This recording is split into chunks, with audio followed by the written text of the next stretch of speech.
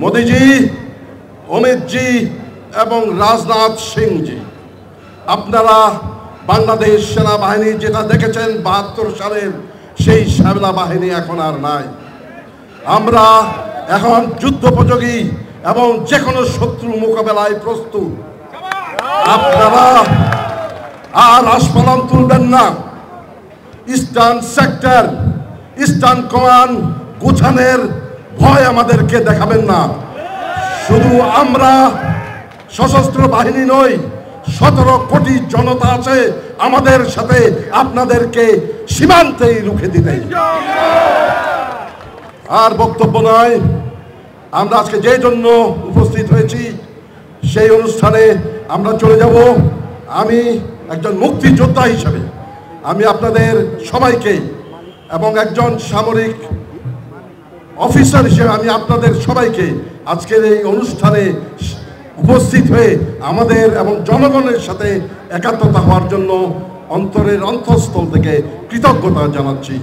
সাবেক সেনা কর্মকর্তার বিভিন্ন প্লেকার্ড নিয়ে তারা এখানে রাজপথে নেমে এসেছে এবং তাদের প্লেকার্ডের মধ্যে বিভিন্ন দাবি এবং তাদের যে মেসেজ সেটি কিন্তু প্লেকার্ডের মধ্যে আমরা লক্ষ্য করছি।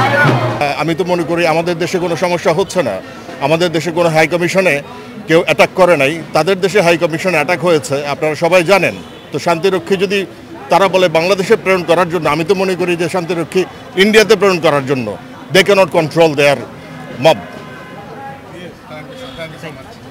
আমরা দেখলাম যে শুভেন্দু অধিকারী তিনি আসলে অখণ্ড ভারতের স্বপ্ন দেখেন এখনো। এটা আসলে বাংলাদেশের সার্বভৌমত্বের উপর হুমকি কিনা?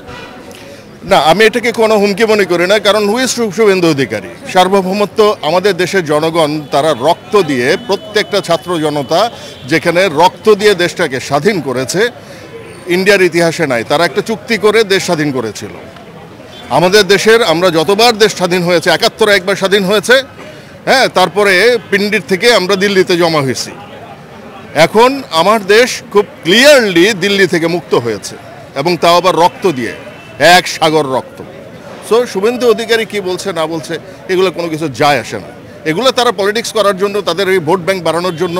তাদের ওখানে দেখেন হিন্দু মুসলিম বা বিভিন্ন ধরনের বৌদ্ধ। আজকে দেখেন ভারতের অনেক রাজ্যে বৌদ্ধ ছিল, আজকে ভারতে কোনো বৌদ্ধ আছে? আজকে ভারতের মতো একটা বড় রাষ্ট্রে বৌদ্ধ ধর্মের প্রবক্তা তারা, ওই দেশের মাঝখানেই কিন্তু গৌতম বুদ্ধ, সিদ্ধার্থ গৌতম যিনি ছিলেন ওই এলাকাতেই ছিলেন। আজকে সেই পুরো ইন্ডিয়াতে বৌদ্ধ ধর্ম চলে গেছে অন্য জায়গাতে। সো আপনাদের বুঝতে হবে। Thank you.